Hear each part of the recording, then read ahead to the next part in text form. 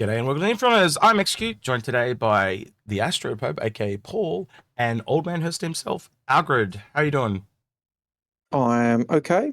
I'm lost in Hurston because I'm in a snub ship. Yeah. You're representing in orange. I like it. It's good. That's right. All right. He's so representing the ICC Stellar Surveyors. He's got the ICC orange and he's trying to be exploring the new ship. That's all. Yeah. So That's right. And no navigation on a snub ship does make for finding your way once you've lost rather difficult. I'm going to be honest with you. I managed to go to Orizon, and I flew from Orizon all the way to Port Alisar, and I was able to triangulate where I was going because you can select it on the map, and you just get a distance range. And so just using that distance range, I was able to find it. It took me a little, but it was a little fun. That was the challenge I set for myself because I think that's the hardest one to find from Planet, right? So that's what I did, and I pulled it off. I only had about 40% fuel left when I got there. And think about that. It's only like 300 Ks. So, yeah, it's a little daunting, but it was okay. So, obviously, we're going to talk about the Fury today. Those of us that know us know how much we're going to grill this thing. Yep. But we can also look at beyond the future. So, we're going to talk a little bit about that, I think, as well. But yeah, initial impressions, Algared, if you want to kick it off, tell us your initial thoughts. It's very tiny. It's very nimble. Yes. There you go. Okay, yeah, okay. That is the shortest, most accurate description I think I've ever heard him give ever on an episode ever. That's an Execute answer. That's insane. All right, what about you, Paul? What's your take on it initially? That's even shorter. Yeah. It's like who could, yeah. It's small. There you go. I got the smallest one. It's small. I will give you the initial I was not surprised. I was surprised for what I saw when it first came out, but I'm not surprised as to what it does. Yeah, it's just, as we'll go into it, there's not much to what you see. It's what you see is what you get. What you see is what you get. It's exactly what it says on the tin. Yeah, that's it. Well, that's what this is. It's the tin can. I think that's how I'm going to refer to it from now on. But my biggest pet peeve of this is exclusively an Execute problem. Why is the best skin in the entire fucking game on this ship? It really shits me. I'm keeping 2 copies of this skin, but I'm not keeping the ship. So when the ship comes out, at least I'll have the skin. I want to see this skin on other ships now. I love it. It's amazing. You mean you've got the red skin? Yep. How did I know? How did I know that was a red skin? Can you see the screen? It's up on the screen. Yeah. But I'm flying as well, so I wasn't really paying attention. Oh, I see how it is. I will tell you this, X. Let me put it this way. You are, you've done modeling and artwork and stuff like that. You know how hard it is to get light to bounce off of red, right? Yeah. Red is impossibly difficult to light properly. Well, and it works really well on this ship though, because the lights go back and light itself. So it's he's done some really cool things with it. He's a good modeler. The guy that's done this. So, yeah. Well, the thing is that what I've discovered is that the guy who designed this used to work for Codemasters and did the F1 racing games. So it's like, I see some tricks there. I see some tricks. He's learned some stuff. Yeah. So there is some interesting things with the components here too. We actually have some components that we haven't seen in game before. Mainly there seems to be an air recycler one here under life support. I'm assuming that's what that's going to be. Oxygen, life support, we haven't seen that on many other ships, so they are forward thinking again. So obviously this probably won't need a gold pass the way it's been done. We've got the avionics in there as well. So we're seeing, it's got 2 fuel intakes on it. There's one there and there's also one, I can't really show you, but it's on the top. Wait, maybe I can, hold on. Can I do the camera trickery? Nope. It's gonna break on me. Where is it? There it is. That thing there. That little gray thing in the middle, just at the back. That's right above me. Yeah, over there. Yeah. So yeah, but this is I brought out the MX version just so you can see the shield. There's some really weird things with the shield at the moment because obviously armor's not in game. As soon as you lose your shields, the armor actually folds back down and disappears, and you can't turn it back on. So it kind of like breaks, which is really interesting. We were talking with a few supporters before the show, and Abacus Wolf was actually talking about The fuel efficiency of this thing, it is horrendously bad. And I think it really talks to what I've been calling the bosun or a mothership. Bosun's Japanese for mothership, which is Mirai's Japanese. So yeah, it just screams to me that this is a snub. Well, you guys tell me. There is no snubbing game that I'm aware of that doesn't have a mothership. So classifying as a snub, where's the mothership? You know, if they'd classified this as like, well, the other classification, people that would argue, I guess if you leave it in the comments, people would argue, oh, it doesn't have quantum drive, that's why it's a snub. So it's a snub for every ship. I don't believe that. And I think one of the big things that is telling for that is this here at the back looks like a quick disconnect. And see these large metal pins, they've actually, oh God, of course I don't have the lighting. Wait, can I get the lighting? There you go. See how it's got like the holes on either side? That's for like, so it goes into the hole of something else and they deploy pins in to hold it. So, and then obviously a quick disconnect. That just screams SpaceX to me, that this thing here. So there's some kind of arm that comes down, you know, just a thin little arm, grabs it, and it can move it around or whatever it needs to do, or it could just be on a pole and it turns into a turret, as we've been talking about as well. So, yeah, I don't know. I think it's a really unique opportunity to have a turret and a snub all in one, and I think it's really cool. And the fact that they didn't talk about that, I think it's because they want to sell this. I don't know, you guys tell me, like, another thing Evercoswolf was saying was, why would you buy the 12-pack when they're going to give it to you for free when you buy the mothership? So, they won't give you it for free when you buy the mothership. Probably. There might be two variants. There might be a variant where you get it with no snubs and a variant where you get it with all the snubs. I could see them selling a pack with the mothership with the number of ships and you paying the premium, you know, you paying the price for that, just like you do any other game pack. But I can't see them doing, you know, selling, you know, they've sold this individually. It's not going to like the Connie where you get a P52 or P72.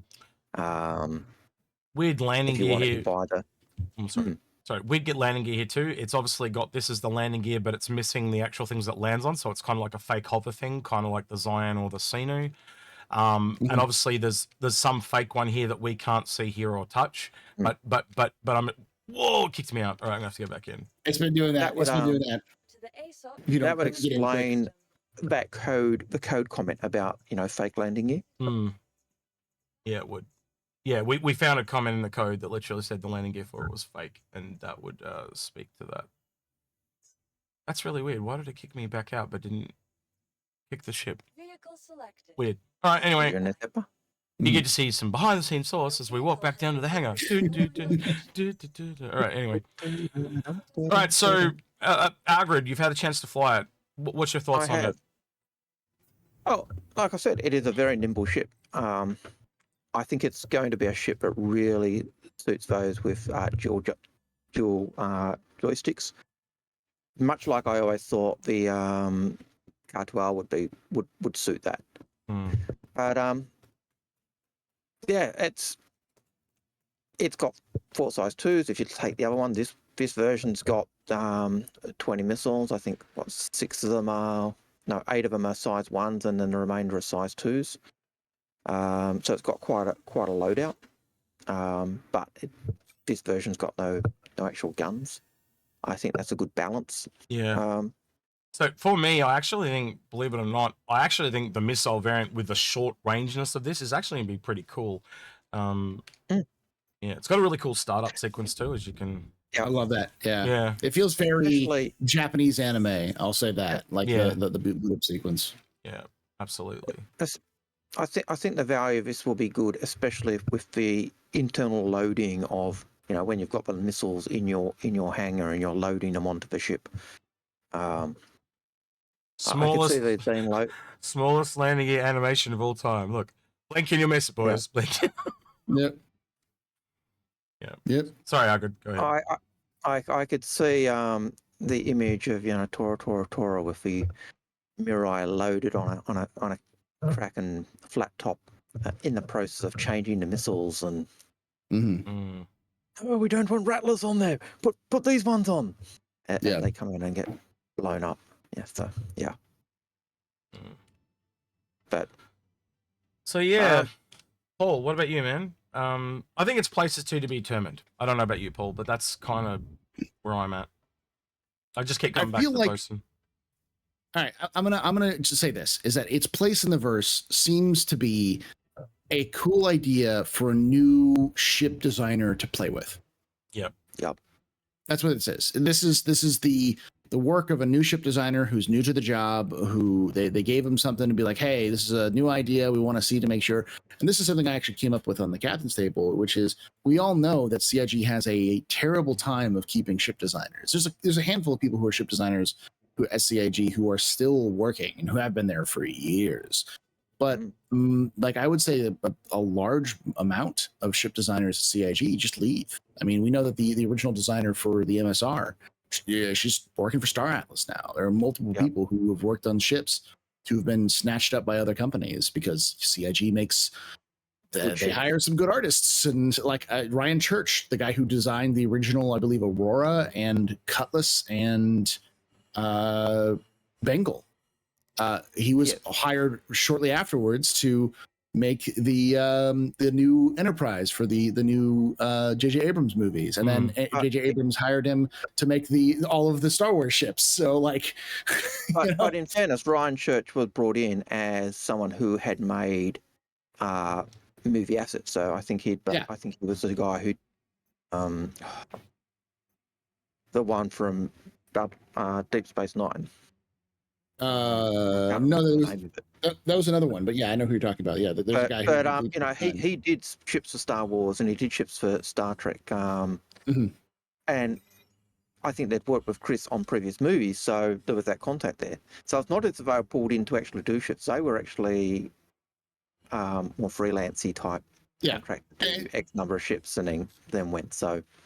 But my point being, like, that's CIG has a long history of this. So I think that's what this may actually be representing, a new trend in Star Citizen. I don't think, if anything, this means that CIG will likely be giving brand new artists smaller, easier to do vehicles and ships to see if they like what they do, and also to make sure that they're not giving them big complex jobs, which either get burned out, get them burned out on it, because it takes them so long to get it done, or that they use that asset to find other jobs, which then move on to a new project. Yep. I think that's what's if we were going to take away anything from that, that's what this is. We might see a mothership for this, but I don't think we're seeing that anytime soon. I think it's just a neat little zip fighter. That's all it is. Yep. I do think it is a really good groundwork for Mirai as well. Like me and you did a podcast this morning. Very early in the morning. I had to get up for by the way at 11 p.m. It's a pain in the ass, but anyway, with Space Tomato, and one of the things we talked about there was like Mirai, and it kind of is like the Borg is the analogy I use, because it's half human, half alien, and I think it's going to be super appealing to people to kind of have that mix. And I'm excited by it. I'm actually more excited by an alien human hybrid type of manufacturer than I am by alien. And I know that sounds weird, but like one of the things with this is we discussed was like how it's got those alien engines, but that it's still got human thrusters. And I just find that so interesting. I might be the only one, I might be a weirdo, but let's know your thoughts in the comments below. Like is Mirai appealing to you? Because I would like to know that as well. We also want to let you please let us know if X is right and that he's a weirdo. We'd love to hear that. You want more feet pics? Keep talking. No. But the thing is, Paul, we actually know X is weirdo, so there's no need. Yeah, takes one to know one, boys. That's all I'm going to say. Yeah. We know, but the audience doesn't. Oh, does the audience know? Did the audience know the weirdo? I think they do. So yeah, it's. I think it's going to be the flavor of the month for a while. Like someone was saying before the show, and I forget who it was. Sorry, I like to give credit to people, but one of the supporters that we're talking to literally turned around and said, it is going to be the flavor of the month for a while. Like people are putting it in things, and it's fun to put in things, but nobody puts their Merlin and Archimedes in things anymore because it's such a hassle to go out and drag them out to take them places. But when you take a Constellation, automatically comes with your Merlin, so when this automatically gets its ship that is its mothership, I think that's where it'll really take off. And when we can start spawning snubs automatically onto Yep. ships, just like when we can automatically spawn vehicles onto ships. They're all going to take on a new meaning. They're all going to be elevated Yep. and turn into something different. And I'm looking forward to that. And I think this will come back around at that time. And I'll be honest with you, and I'll kind of put this back to you guys and also put it to you guys in the comments. Do you think this is the last snub we're going to see? Because I don't think it is. I don't think so. I think we'll see more. Yeah, I think we'll see more of this type of stuff, and I think we'll certainly see more variants of this. We didn't talk about that, did we? So yeah, Paul. No, I know what Algared thinks. So Yeah, Paul, sorry to interrupt, Algared. Do you want to finish what you're saying, Algared? Sorry. I was going to say, we fully expect there'll be a racing variant with. Don't say that. That's what I didn't want you to say, because I wanted to get Paul's hot take and not taint it with our ideas. Sorry, that's why I interrupted you. I remember now. No, that's all right. Quantum drive. So you're at quantum drive. Paul answer, and then you said go on out. I'm sorry. It was my fault. My fault. These could be turned into a tiny exploration ship. You put a tiny little quantum drive, and you swap out some of the weapons, like the bottom two weapons. You swap those out for a quantum fuel and a quantum drive. So you have a tiny little thing, and maybe all the weapons, and put in for more fuel. You could totally be onto something there. What if this is literally like Obi-Wan Kenobi's ship, where that attachment is a quantum drive that attaches to it? Maybe it's not a mothership. Maybe it literally is an attachment that turns it into a quantum drive capable ship. A ring. To go back to the original inspiration for this ship, there were rings that in Star Wars lore that TIE fighters and TIE interceptors could attach to and turn into a hyperdrive. There was also, if you actually look at it, we can actually go back to TIE fighter lore. They actually had a ship that you could connect. It's in Star Wars Squadrons, the EA game. Yeah. You can actually fly up to it and connect, and it carries 4 TIE fighters, and then they warp with it, and then they detach again. So it's all there. Like the possibilities with this is pretty like there's so many connotations. It's hard to go, where are they going to go? And that's really exciting because you just don't know where they're going to go. I'm going to pull into lore a little bit too, because there was the original concept of the Idris, which is a lore thing, and the original design of the Idris was that the fighters were going to attach externally to the Idris. So you would have an external fighter that would be attached, and then you would board the Idris or board the fighters from a tube and then launch. That was the original concept that they're playing with the Idris, and then they decided to turn it into an internal bay for the fighters. And so in lore, they said how that works. So that also fits with the Q&A on the Hull series, where they talked about what ships will we be able to package ships in a Hull A, or the hulls, not the Hull A. It was in the Hull A Q&A, but it was a general Hull question. And they said, yeah, look, for the larger ships, you'll be able to package ships or have them in containers that are pre-packaged. But there is, Nisgar toying with a miniature fighter or a diminutive fighter to attach to the Hull E. Now, if this is not a diminutive microfighter that would attach to a Hull E, I don't know what is. But that kind of fits with that same type of thing, attaching externally to the mag clamps of the. We're talking a lot about like the potential of the ship and the futures, but let's think about this more relativistically right now, today, for the people watching this. Is this ship a good ship to purchase as a ship? No, it's the LTI token is what it is. 6 months from now, you'll buy it in game. I think CIG know that. I think that's kind of they knew most people were going to buy it as an LTO token, so they took the opportunity to up price the money a bit. That's one thing we didn't talk about, right? If you look at the price of a package is roughly $15. So if you add a package to this ship at $55, so it'll be its final price. So 55 plus 15 is $70. What ship sells for $70? The Avenger with a package. With a game pack, yeah. And it has a quantum drive, and it's got 2 size 3s and a size 4. This is 4 size 2s. It outguns this. It outclasses it. It does way more than the ship ever will. It has a bed. Yep. And it's a quantum drive. And cargo. It has cargo bay. Cargo space. Yeah. You get so much. So it just shows you that ship alone. They keep trying to compare it to the Arrow. I think it's the Avenger that's the one you need to compare it to, because when you compare it to the Avenger at the same price, disgustingly overpriced. And I thought I was generous at $40, right? I thought I was being very generous at $40. And when they came out and said 50, I was like, okay, I can see why they went there. But like just being in front of the Aurora, there's a very dangerous presence too. $5 away from the Aurora. Oh, I'm a new player. I want to try the new ship out. $5, don't have a package, don't have a quantum drive. Oh shit, I'm stuck. Mm-hmm. Which makes them spend even more money to get out of the situation. Yeah, well, I think they would have had a game pack because they better have upgraded. Oh yeah, true. No, true. $5, but then they're stuck with a ship that doesn't have a quantum drive, which means they're stuck. Yeah.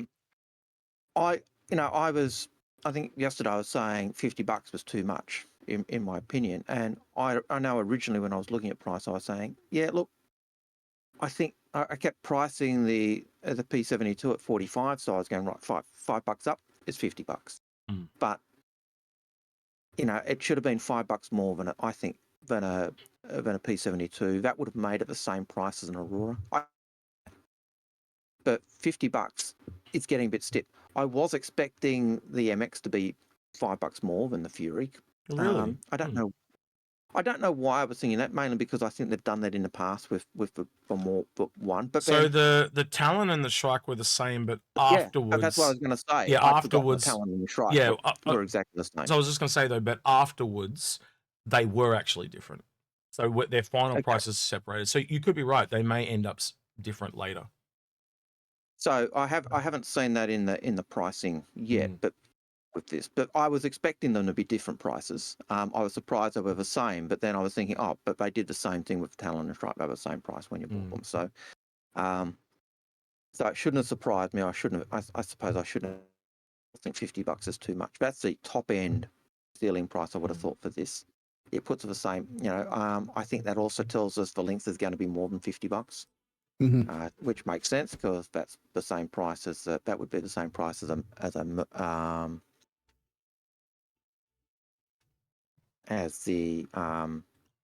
Ursa. Yeah. But yeah, I don't think this shouldn't be the same price in Ursa. It should be less than Ursa. When we talk, I'll talk about this a bit more in the buyer's guide because we are tangenting like crazy in this episode from the buyer's guide. But one of the things I theorized is, what if they sold the Lynx at the same price as the Ursa? Because then it forces you to buy a whole new one. Just put that up there for thinking. Think with dollars, not with your brain, and you get some evil marketing things going. So we'll see what happens.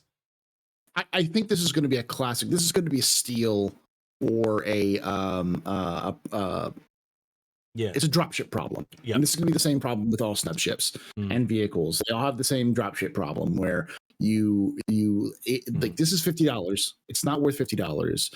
You'll be able to get this in game for 100,000 UEC, maybe 200,000 at most. All right. Well, I think it's a good in game. And that's like 4 hours of work. Not even. That's like one load of mining, and you can have one of these things. All right. And so, just real quick, your mic's going crackly, so I think it might be time to wrap it up. Oh. But okay. All right. So what's an Ursa in game? What's an Ursa pricing game? Because that's $50. That's what you'd at least expect this to be in game. Certainly, But like you said, Paul, an hour, a couple of hours of mining or salvaging, and you should have one of these in your hangar if you want it. Yeah, well, I think it has a role, it has a place, but that place is not $50 cash. No.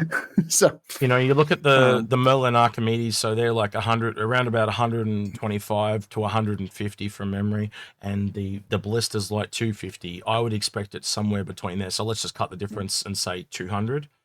If it is more expensive, but I get this disgusting feeling that it's going to be less than the Archimedes, because the Archimedes has some really high quality components in it for its price and luxury. It's fast too. It's got speed. It's a racer comparatively. And on paper, the Merlin does more DPS. So I think this is a $35, maybe even a $30 ship, or $25 if you go for Merlin, masquerading as a $50 ship. Right, but they knew people would be excited for it because they know how obsessed some weirdos are. Well, we're all weirdos, let's be honest. With how many things this ship would fit in. I don't know why people are so obsessed with things that things fit in. Is it like a male thing, fitting things inside things? Like I don't get it. Cats. Yeah. We're cats. We want to fit. If we sits, we fits. That's just how that works. So, I've got one problem with that is that. We keep saying, what does it fit into? But what is it supposed? What can actually hold it? Yeah. We know that CIG keep vacillating between it fits, it sits. No, there's a limit on it. So, CIG, what are you doing? Is it going to be it fits, it sits, or are we got metrics where the cargo grids match up with the landing pads? Tell us what trick you're doing so we can actually plan and do our shit.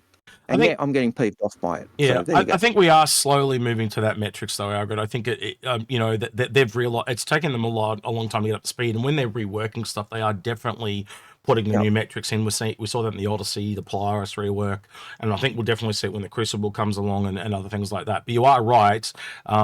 Like for example, we're about to get the Storm coming down the line, and it looks like the Storm will fit in the Hercules, but it also fit in it'll be a large vehicle that only the Hercules can usually take, but it also looks like it'll fit in the Valkyrie because it's shorter. Yeah. So there are going to be these offshoots that are just always going to be outliers. Unfortunately, that's just because the game's so big. You look at the micro hanger for the Carrack. It can take a C8X, but we saw on ISC you can get 3 in. I'm told you can actually get 6 in there. Into the Carrack, really? Wow. Okay. Yeah, you get 6. I'm saying they can get and 3 into a Cutlass. All right, but it fits. Therefore, does it sit? That is a big birthing triplets from a Cutlass. So, that's my problem is you can get them inside the ship, but can the cargo grid support them? Can you support 3 additional players on that ship? With the oxygen and life support requirements. None of that's come in yet. Yeah, absolutely. We have tangented absolutely crazily in this episode. So this is a buyer's guide with a shit ton of tangent, way more than we normally do. Well, I mean, the problem is that the buyer's guide, the basic buyer's guide is this is an LTI token. Don't buy it unless you want an LTI token. But that's 5 seconds. We want to give you some context as to what it means and how it fits with everything else. And what it actually means for the future. And so I think it's important to keep those things in mind as well when choosing something like this. So. And I think certainly when you look at the way people are putting into stuff and saying, oh, I can get X number in here, you can do that. What's the plan down the future? And until CIG really tell us where they're going with it fits, it sits, or what fits on a cargo, what does a cargo grid equate to in terms of landing pads, we're screwed. We can't actually say, oh, it fits, it sits. And we know that CIG have been drifting away from that. So that's my problem with it. It's opening that can of worms. People are going to get sucked into that can of worms and then get. You're right, Algared, because if it can't lock down the cargo grid, once you eventually go in the atmosphere, those things will become loose cargo and fly all over the place. So there is going to be a limit to this stuff. They're going to have to snap the cargo grids properly and things like that. But the other thing I asked too is like what I said before, more snubs. I don't think this is the last snub we'll see that will fit in like this. I think they've created a new kind of thing, and I think is there going to be an Anvil one? Is there going to be an Aegis one? Like, especially if you're looking at combat, is there going to be RSI one? Well, we've also got the Dragonfly and the Nox and things like that have land vehicles that are kind of in the same field. Are we going to see an upgunned Dragonfly? They've really created a new space here, which is kind of interesting, but it's really low hanging fruit. Like really low, like the type of stuff that I don't think we really need, but they can sell and create really quickly. So I think that's kind of what they're trying to do here, but we'll see. Yeah. And as I said, a lot of this is also, I'm sure, training for the basics of these new people who are coming in. You've got a brand new studio in Montreal, which is making stuff. There is a ton of different reasons why they're doing these kind of smaller ones. And honestly, it's a lot easier to justify doing something like the Fury, which took probably 3 months for them to make, than people coming in and being like, hey, where's my ship? It's like, well, your ship is 15 times the size of the Fury and requires a lot more work, and we need to get these people trained. So that's and we get some money on the way out, and you get a cool little ship, and we got a little more diversification. So now I think everybody wins in this conversation. So I now think back to just before we click the record button, and Paul said this would be a nice little short, simple episode, and it's now blown out to half an hour. Right? It's shorter. It's shorter than I usually on. When I'm on, we've blown this thing out to 45 minutes. So I'm good with this. So. Yeah. All right, then. So we'll wrap it up here. I can't seem to get Algared back on camera. I think we might have lost him, but yes, it's all good. So with that, he was Albert. He was Algared. Old Man Huston has left the building. He's going to hang out with the UE girls. Don't forget to like, subscribe, ring that notification bell. We are doing a bit of a push during the Invictus. We want to get some more subscribers. We don't usually really push ourselves too much. So if recommend this channel to some friends, get some extra things. If we can get to 15K, so that's about 800 in a month. If we can get 800 additional subscribers, we're gonna get a Sulian and give that away. To that, and I'm going to do something similar on the Twitch with followers. So if you can get some, I haven't looked at that yet. I've got to find some time. It's very busy during Invictus, but if you can get that up as well, we'll find something to give away on Twitch as well. All right. With that, he's been Astropub. He was Old Man Hurston. Where can people find you, Paul, on the interwebs? Twitch.tv/theastropub, youtube.com/theastropub live. And if you want my lore content, the twitch.tv, or no, youtube.com/theastrohistorian. I'm going to throw you under the bus. He's going to do a video on the Mirai at some point. I want to be on it because I want to know about it. You got to pull me in for that one. I want to, because I'm really interested in that alien hybrid thing. So if you don't pull me in, I'm going to be personally offended. I believe in proof here now, so you have to do it now. I don't know how I'm going to pull you in with my lore video on the Mirai, other than be, like, what are you sit you down and be like, hey, all right, this is a live show. Yeah, you can tell me, and I'll just be like, wow, like Execute reacts to weird shit. Yeah. Oh, but, for like the Lore Citizen podcast. Yeah, we can do that. We can probably do that. Yeah, but I am very interested, and I think when you kind of think through what the Mirai is, I think it's going to be a very exciting manufacturer. Are you back, Algared? Yes, he's back. He's back, but he's not on voice. So yeah, so we'll wave goodbye, and Algared can look at us awkwardly. He's having technical issues, and we'll see you guys in the next one. Bye, Algared. Wave, Algared. Wave, Algared. Wave goodbye, Algared. There he is. He's back. All right, bye-bye. It's one of those episodes where everything went wrong, could go wrong. It was. Hey, it wouldn't be Invictus if that didn't happen. Oh, so true.